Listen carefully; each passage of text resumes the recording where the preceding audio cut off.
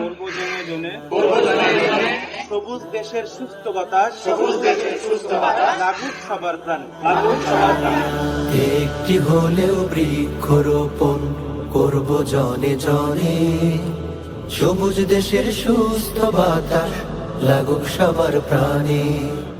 তাপদাহ এত প্রকট আকারে বাড়ছে, যেমন 40 ডিগ্রি সেলসিয়াসের উপরেও আমরা দেখি তাপদাহ হয়ে থাকে। এটা শুধু সরকার বা এটা পদক্ষেপ নিলে হবে না, আমাদের জনগণকেও এটা পদক্ষেপ নিতে হবে যে প্রত্যেকটা ব্যক্তি গাছ লাগানোর অভ্যস্ত করতে হবে, গাছ লাগাইতে হবে ফাঁকা যেগুলো জায়গা আছে। এই জন্য ছাত্র শিবির প্রতি বছরের নাই এবারও শুরু করেছে বৃক্ষরোপণ কর্মসূচি। হাদিসের মধ্যে আসছে, যদি কিয়ামত সংঘটিত হয় সেটা যদি আমরা জেনেও যাই, আমাদের হাতে যদি একটি চারা গাছ থাকে আমরা যেন সেই চারা গাছটি রোপণ করি।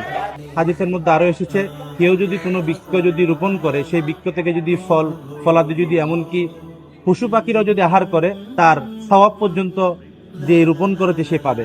এবং বৃক্ষরোপণ করার একটা সবচেয়ে জারিয়ার অংশ। আল্লাহ রসুল বলেছে, যদি যুদ্ধ হয় তাও যেন কেউ যেন একটা গাছের ঢাল বা গাছের পাতাও যেন না ছিঁড়ে। আলহামদুলিল্লাহ, বাংলাদেশ ইসলামী ছাত্র শিবির উদ্যোগ নিয়েছে, বৃক্ষরোপণকে গুরুত্ব দিবে, মাসব্যাপী বৃক্ষরোপণ কর্মসূচি পালন করবে।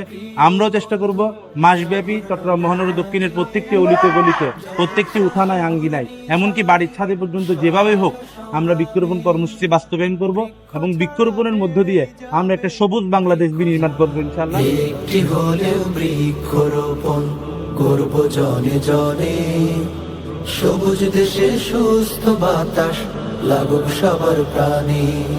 সবুজ শ্যামলী পরিবেশ বৃক্ষ ছাড়া নাই যে, বৃক্ষ যদি নিধন করো কোথায় পাবে খুঁজে।